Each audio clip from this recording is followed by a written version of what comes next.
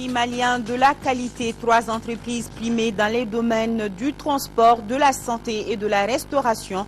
Les lauréats représenteront leur secteur d'activité au prix régional de la qualité UEMOA à Ouagadougou au Burkina Faso. Les pharmaciens du Mali en guerre contre la vente illicite de médicaments dans l'espace UEMOA. La 13e journée du Conseil national de l'ordre est largement consacrée à la question. 10 jours de débat sont prévus afin de trouver les moyens de combattre le fléau. Sport, football, le stade malien de Bamako en quête d'une place dans le dernier carré de la Coupe de la Confédération. Il affronte demain ici à Bamako le Djoliba AC. Les Rouges, eux, sont déjà qualifiés pour les demi-finales de la compétition. Nous sommes samedi 6 octobre. Bonsoir à tous. Merci de nous suivre. Le réseau des parlementaires maliens pour l'eau potable, l'hygiène et l'assainissement élabore son plan d'action. C'est à la faveur d'un atelier ouvert ce matin dans la salle Awa Keita de l'hémicycle en partenariat avec WaterAid. Les travaux d'une journée visaient à planifier les activités des députés dans le cadre de la protection de l'environnement et l'amélioration des conditions de vie des populations. Agali Ag Adissa nous en parle.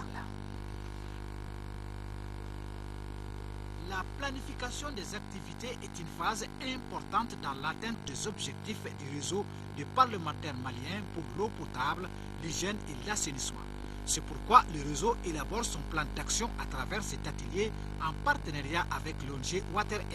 Il s'agit pour les députés de tracer les chemins adéquats pour mieux agir sur le comportement des populations en matière de protection de l'environnement. Cet atelier, qui est la suite des ateliers que nous avons déjà eus ensemble, donnera l'occasion à l'ensemble des honorables, plus WaterAid, de tracer une feuille de route des actions que nous aurons à mener en vue de permettre à nos communautés les plus pauvres d'avoir accès à l'eau et à l'assainissement. Si les résultats en matière d'accès à l'eau potable sont satisfaisants, la vie dans un environnement agréable demeure une préoccupation majeure. Les résultats escomptés renforceront non seulement les capacités de nos députés, quant à leur rôle dans le processus de l'atteinte de l'accès équitable à l'eau potable, à l'hygiène et à l'assainissement par tous. Au Mali, si l'on peut être optimiste sur l'atteinte des EMD pour l'accès à l'eau potable à l'horizon 2015, environ 73% actuellement, il n'en est pas de même pour l'assainissement, environ 23%. Quant au deuxième vice-président de l'Assemblée nationale, Assarid Agim Barkawan, il a réaffirmé le soutien de sa structure, tout en invitant les députés à jouer les rôles de sensibilisation et de plaidoyer en faveur d'un environnement assaini, gage de tout développement. Les travaux de construction du centre de santé de référence de Ouelessebougou avancent normalement. La structure devrait être opérationnelle dans moins de 5 mois. C'est le constat fait par le ministre de la Santé qui a visité le chantier. Notons que l'infrastructure, une fois terminée, va énormément améliorer la qualité et l'accès des populations aux soins de santé. Le compte rendu de Aloseini Touri. Voici l'actuel centre de santé de référence de Ouelessebougou.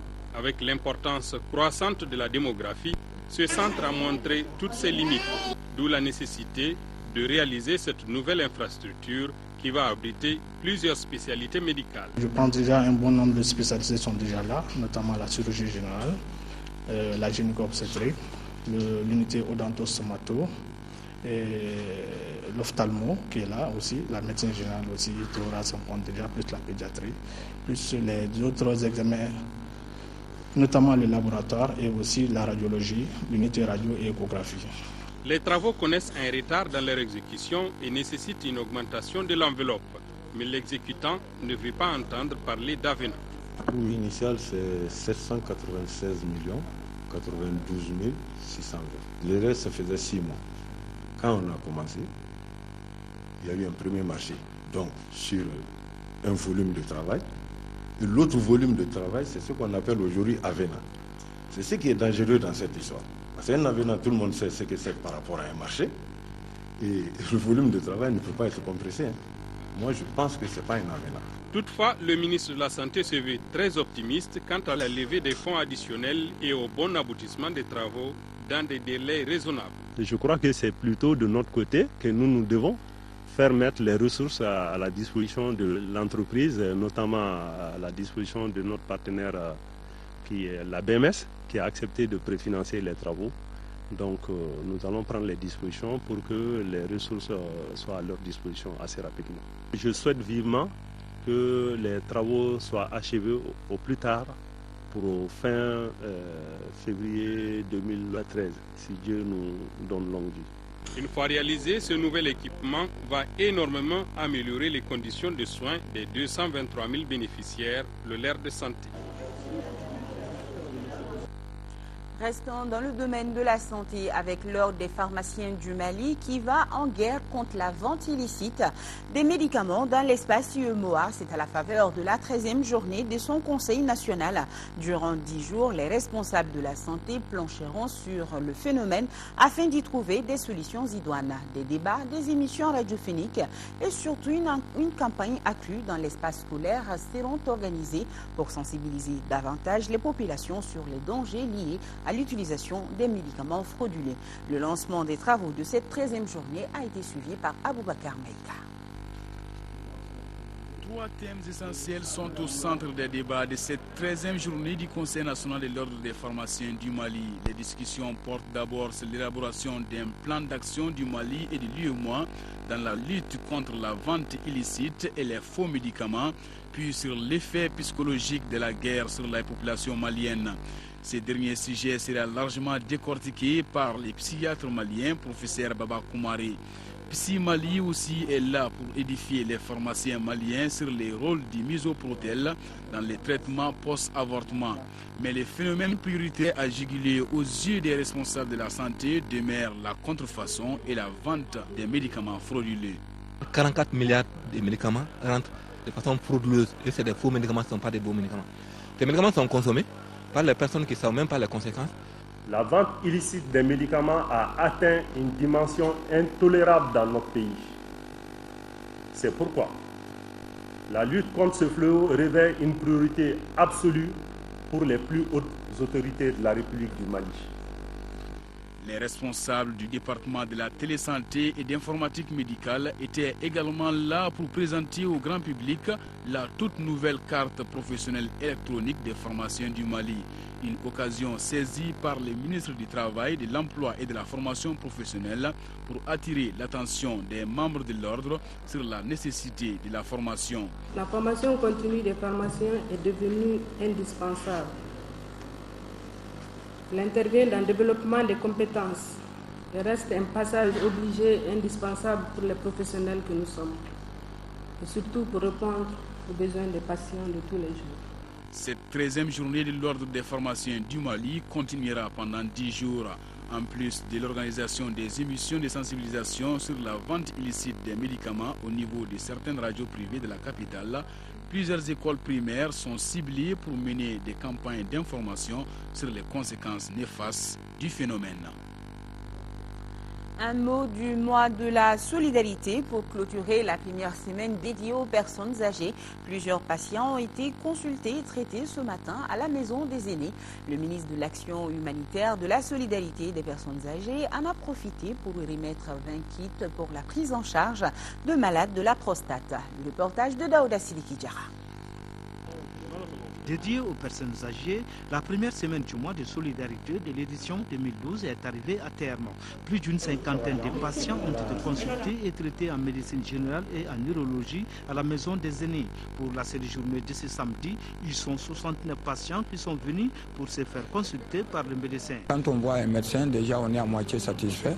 Le reste maintenant, ça va se suivre avec le traitement. Le ministre de l'Action humanitaire, de la solidarité et des personnes âgées est venu soutenir ces vieilles personnes à travers la remise des kits adénomectomie pour les opérations des cas de prostate d'une valeur de près de 2 millions de francs CFA. Ces 20 kits dont un échantillon nous a été présenté sont composés entre autres de compresses, de poches à urine, des sparadraps, de nouvelles injectables et des antibiotiques. Chaque année, le gouvernement nous a offert des kits. Et aujourd'hui, on vient de remettre 20 kits. C'est pour soulager les personnes atteintes de maladies urologiques. Et les médecins sont là. Ils nous consultent d'abord toutes les semaines, ils viennent nous consulter gracieusement ici, de Gabriel Touré.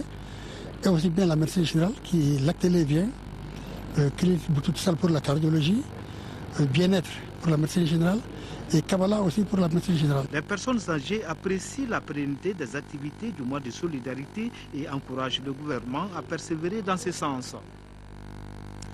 Prix malien de la qualité, 3e édition. Les 3 prix d'excellence ont été décernés à la Société de transit maritime SDV Mali, à la clinique Kabbalah et au service traiteur La Vieille Marmite. Ces lauréats vont représenter le Mali au prix régional de la qualité UEMOA à Ouagadougou au Burkina Faso. La proclamation des résultats et la remise des trophées ont fait l'objet d'une cérémonie à laquelle a pris part le ministre du Commerce et de l'Industrie, entouré de 4 de ses collègues. Moïse Traoré, reportage. Le prix malien de la qualité 3e édition en catégorie A est remporté par une société de transit maritime et aérien. Un sentiment de joie, une reconnaissance d'un travail collectif d'une équipe. Et c'est l'aboutissement de ce travail qui nous a permis d'avoir cette...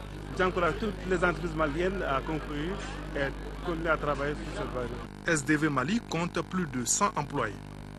C'est à la clinique Kabbalah qu'est décerné le trophée de la catégorie B, alors qu'en C, c'est le service traiteur La Vieille Marmite qui s'avère performant. Ces 3 lauréats du prix de l'excellence peuvent concourir au prix régional de la qualité de l'UEMOA, une compétition qui regroupe les 8 pays membres tous les 2 ans. L'organisation de la 3e édition du prix malien de la qualité vise à promouvoir la qualité de nos systèmes de production, à reconnaître les mérites des entreprises performantes et contribuer ainsi à une meilleure insertion du Mali dans l'économie mondiale. Cette démarche, que je qualifierais aussi de hautement citoyenne au regard de son impact sur les populations, permettra de fiabiliser et de renforcer le label Mali sur le marché international. 11 entreprises ont participé à la confrontation. Parmi les autres lauréats, on compte les transformatrices de poissons de la coopérative multifonctionnelle des femmes de Kalamankoro, l'entreprise agroalimentaire Société Aminata Konaté, et la Société africaine de chaussures et articles en plastique SOACAP. Dans un mois, les 3 lauréats représenteront le Mali à Ouagadougou dans le cadre du prix régional de la qualité UEMOA. Visite ce matin dans la capitale des Balanzans du ministre de la Communication, une occasion pour Bruno Maïga de rencontrer les hommes de médias publics et privés de la région. Objectif, échanger avec les journalistes sur la gestion de l'information en cette période de crise. Le ministre Maïga a notamment prôné le respect de la déontologie et de l'éthique. Brahima Kone.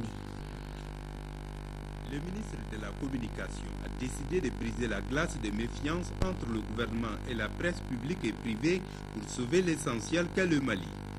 Cette rencontre de Ségou, élargie aux hommes politiques, à la société civile et aux autorités administratives de Ségou, est axée sur le rôle de la presse dans la réalisation de 2 priorités de l'heure. Il s'agit bien de la libération des régions du nord du Mali et l'organisation d'élections libres et transparentes. L'union sacrée est demandée aux hommes politiques, elle est demandée à ceux de la presse pour ramener la paix et la quiétude au Mali en respectant l'éthique et la déontologie.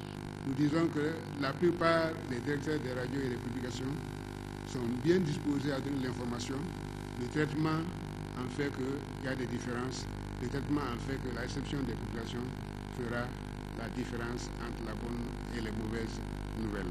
Il est clairement apparu dans les débats que chacun doit se servir de son élan patriotique pour faire preuve de retenue et de discernement dans le traitement et la diffusion des informations sur la crise politico-sécuritaire du Mali. Ne parlons pas de ce qu'on ne sait pas. Ne parlons pas de ce dont on ne mesure pas les conséquences sur les populations de ces pays qui ont aujourd'hui besoin de retrouver leur sérénité, qui ont besoin d'apaisement. Les délits de presse existent. Je ne souhaiterais pas en utiliser. Tout compte fait, le message du ministre Maïga aura été compris. Nous devons travailler à faire en sorte que l'information qui permet aux populations de minimiser au moins certaines pratiques qui visent à s'aimer panique, terreur, inquiétude, vraiment il faut être positif. Auparavant, le ministre Bruno Maïga avait visité toutes les radios de Ségou, y compris l'ORTM Ségou et la MAP. Cette visite s'est achevée par une séance de travail avec les travailleurs de l'ORTM Ségou. Inauguration de 3 salles de classe à Corona dans la commune de Wélé-Sébougou. Des salles de classe réalisées par Bourama Traoré, un expatrié malien du Congo, d'un coût de 16 millions de francs CFA. Ces nouvelles salles portent à 18 le nombre de classes mises à la disposition de la commune par le généreux donateur. Boubacar Sissoko et Ibrahima Koulibaly sont allés voir. Ces 3 salles de classe construites à Corona complètent à 18 le nombre de réalisations de Bourama Traoré dans la commune de Wélé-Sébougou. Ce natif de Bananzolé vit en République démocratique du Congo. Les 3 salles de classe ont coûté 16 millions de francs CFA. Pour le généreux donateur, c'est une reconnaissance à son terroir, mais également un signe de patriotisme. C'est la localité qui m'a vu naître et grandir. Donc je suis redevable à cette localité, à l'éducation malienne et au Mali tout entier. C'est un événement important pour nous parce que c'est un citoyen malien qui a pris conscience des difficultés de l'État et des populations, qui vient en aide aux populations en construisant des écoles. Notre compatriote de l'extérieur incite les enfants au travail et au succès à l'école. Il vient de parrainer Diakaridja Doumbia et Bintou Samake, les 2 candidats du centre de Marako admis au DEF sur les 120 de cette année. Il leur donne chaque année une somme de 200 000 francs CFA à chacun par an et durant le cycle du lycée, mais à condition qu'ils fassent du succès. La première tranche leur a été remise déjà, comme pour dire que les 2 jeunes gens doivent fournir des efforts pour bénéficier de l'appui de Bourama Traoré en 11e et en terminale. Et merci à Bourama Traoré. Hier, 5 octobre, c'était la journée mondiale des enseignants. Le thème retenu cette année est « Agissons pour les enseignants et les enseignantes ». Pour marquer l'événement au Mali, le syndicat national de l'éducation et de la culture a organisé une conférence de presse animée par Thibou Telli, son secrétaire général. Tchemro Konaté nous en parle. Vers une conférence de presse que le syndicat national de l'éducation et de la culture, SNEC, a célébré la journée mondiale des enseignants et des enseignantes. Le thème retenu pour cette édition s'intitule « Agissons pour les enseignants et les enseignantes ». L'occasion était bonne pour nous aussi de mêler notre voix à celle des enseignants du monde entier pour ponctuer cette démarche-là et appeler les pouvoirs publics du Mali davantage. Certains efforts ont été accomplis, mais le chemin à parcourir reste encore long. Selon le conférencier, en 1994, l'International de l'éducation a intervenu auprès de l'UNESCO et de l'OIT pour exiger la commémoration du 5 octobre comme journée mondiale des enseignants et des enseignantes. La célébration de cette journée a été une occasion pour le SNEC de faire le bilan de ses activités qu'il juge mitigées. Un bilan mitigé dans l'atteinte des objectifs. Parce que, et d'un, on a voulu, pourquoi pas, que la journée mondiale des enseignants soit journée chômée et payée. Des cahiers de revendications que nous avons et que nous avons égrenés, nous nous sommes rendus compte qu'on a bougé très peu. L'occasion est bonne pour le SNEC de féliciter le personnel enseignant du Mali en zone occupée et déplore la situation des 15 000 élèves non orientés.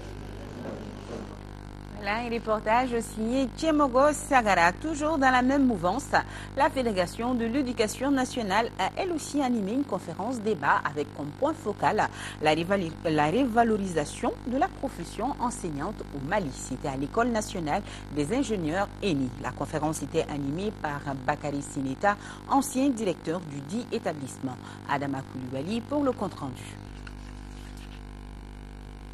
La valorisation de la profession enseignante est au centre des débats des enseignants.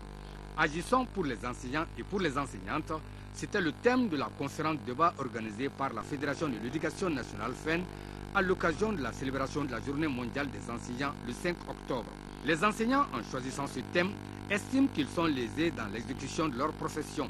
Comme conférencier, ils avaient fait appel à un doyen, un ancien directeur de l'École nationale des ingénieurs, M. Bakary Sinenta, aussi ancien syndicaliste. Il était épaulé par un autre doyen du nom de Youssouf Ganaba.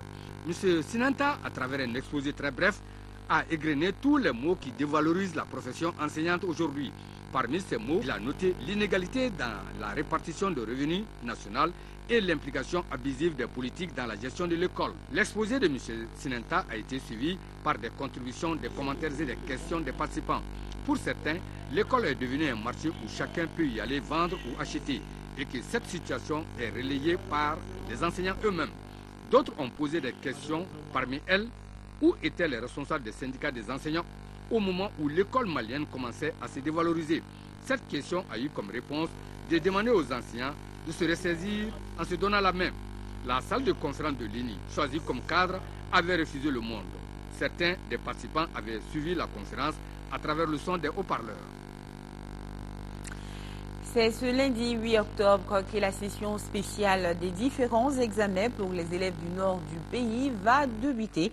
Elle se tiendra à Sévaré, Ségou et Bamako. Près de 3000 élèves des régions du nord du Mali prendront part à ces examens. Donc, par rapport à la tenue de ces épreuves, Cri de Cœur a organisé ce matin un point de presse pour échanger avec les journalistes sur la tenue des 10 examens. C'était ce matin une conférence de presse organisée par l'association Cri de Cœur. Voilà, par rapport à la tenue de la session spéciale des différents examens pour les élèves du nord du pays qui va débuter, elle se tiendra à Sévaré, Ségou et Bamako.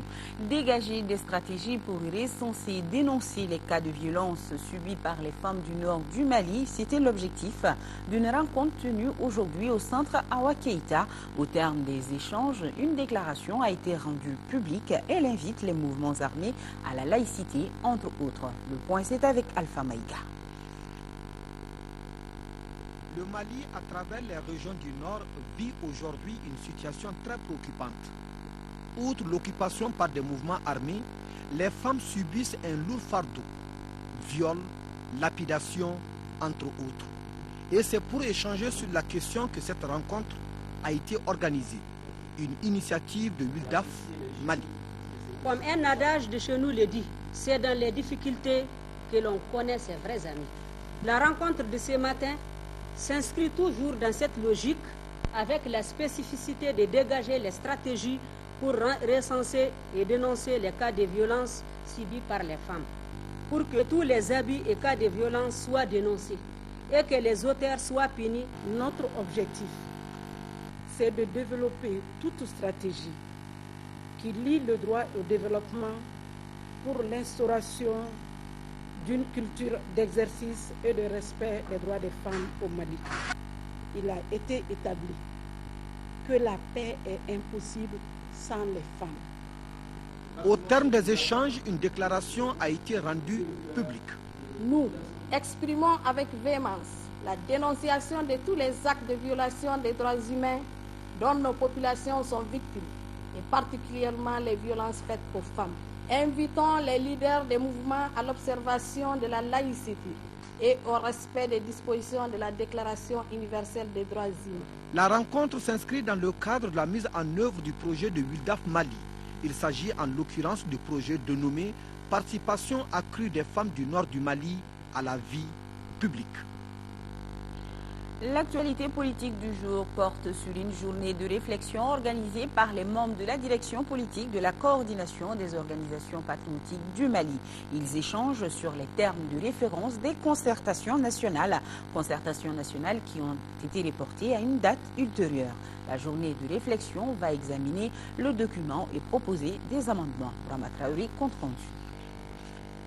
Il n'y a pas de nouvelle date officielle pour les concertations nationales, mais les termes de référence de ces concertations sont disponibles. Le document est au centre de cette journée de réflexion de la coordination des organisations patriotiques du Mali.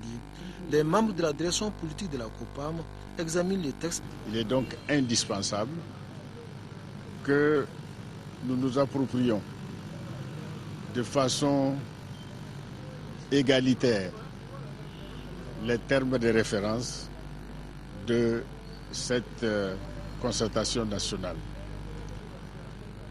Ensuite, lorsqu'on se les a appropriés, il faudra les développer et tirer les conséquences qui peuvent sortir de ces concertations.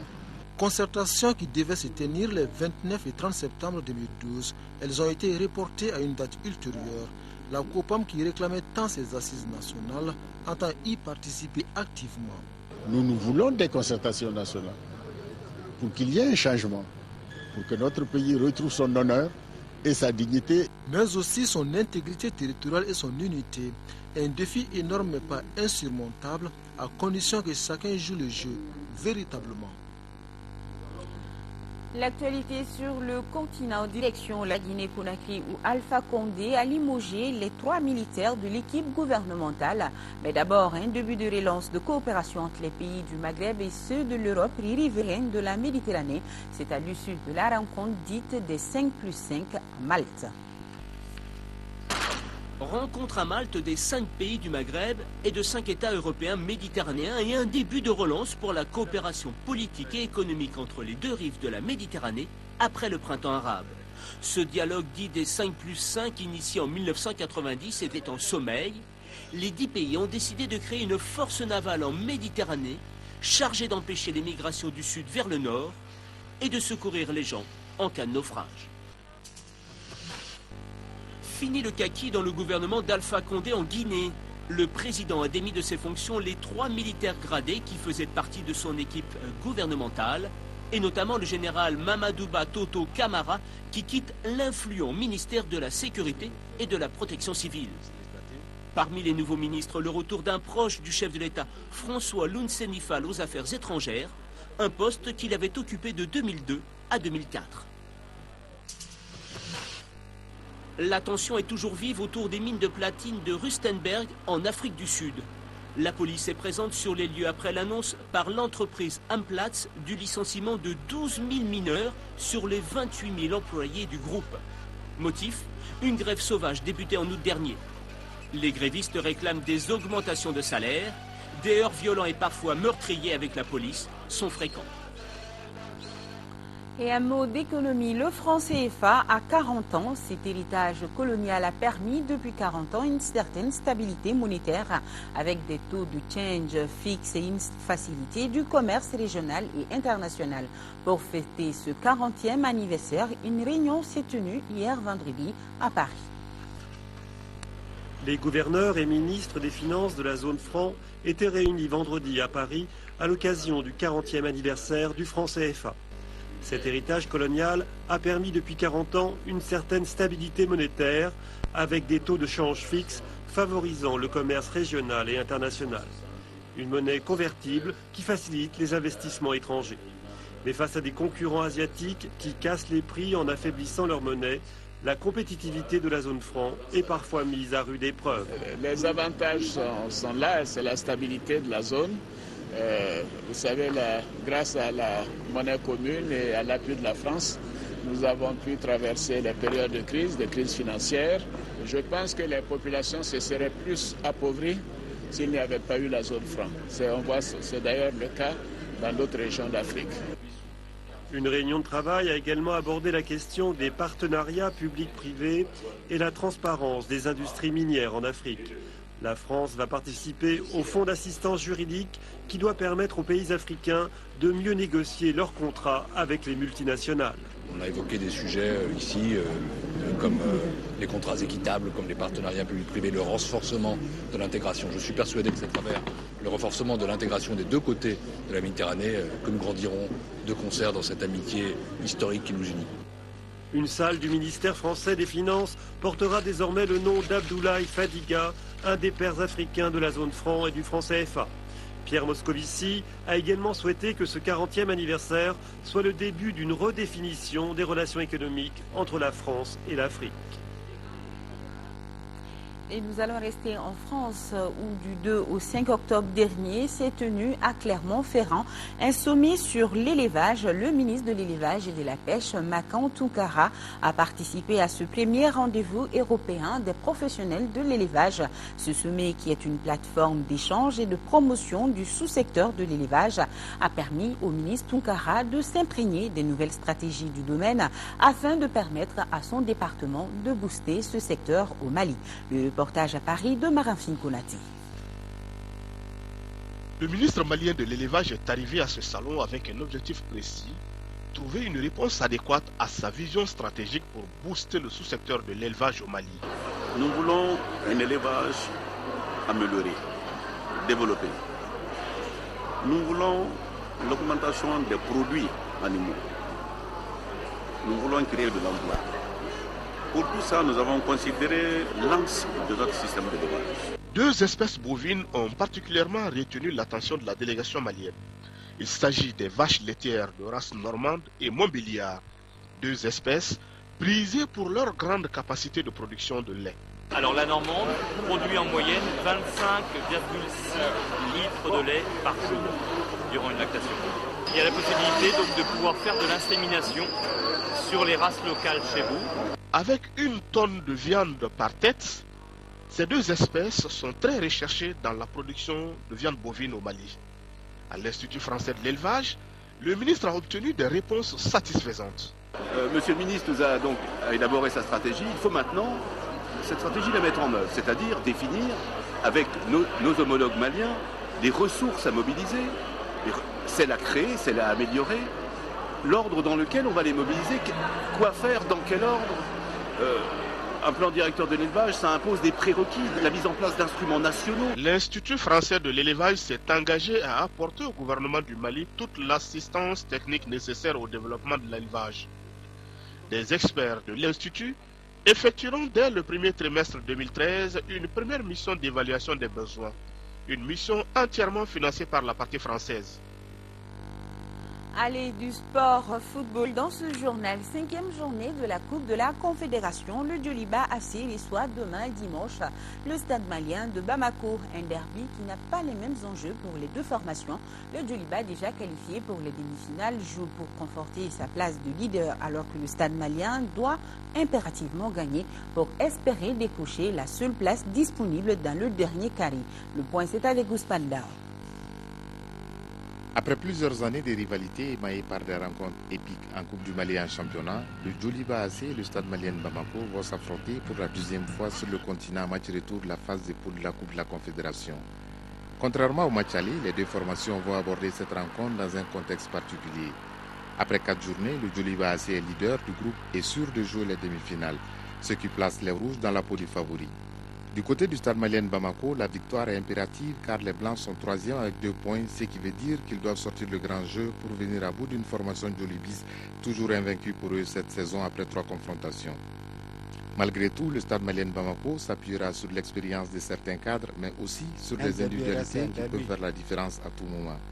À Eremakono, cette saison, la force c'est un groupe homogène plus la somme des individualités capables de changer le cours d'une partie à tout moment. Vu la situation des 2 clubs dans cette compétition, tous les ingrédients sont réunis pour offrir au public un bon match. Mais il faut que les joueurs sachent qu'au-delà de la rivalité entre les 2 formations, ça reste le football où le jeu doit prévaloir sur l'enjeu.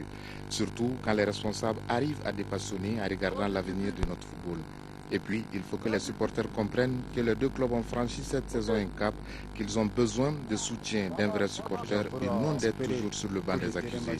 Car peu importe le nom du vainqueur ce dimanche, c'est le football malien qui sortira grandi pour son développement au bonheur de tous. Le match Djoliba AC Stade malien de Bamako, c'est donc demain dimanche à partir de 15h30 au stade Modibo Keïta. Et sur ce prend fin ce journal. Merci de votre aimable attention. Demain à 13h, vous serez avec Amara Mali Diallo. Je vous retrouve pour la grande édition. Grand merci à nos téléspectateurs de Corona, c'est dans la commune de Wélessé-Bougou. Et comme tous les jours, retenez que nous sommes de cœur et d'esprit avec nos compatriotes des régions du nord du Mali vivant sous occupation. On ne vous oublie pas. Bonsoir, bon week-end et à demain.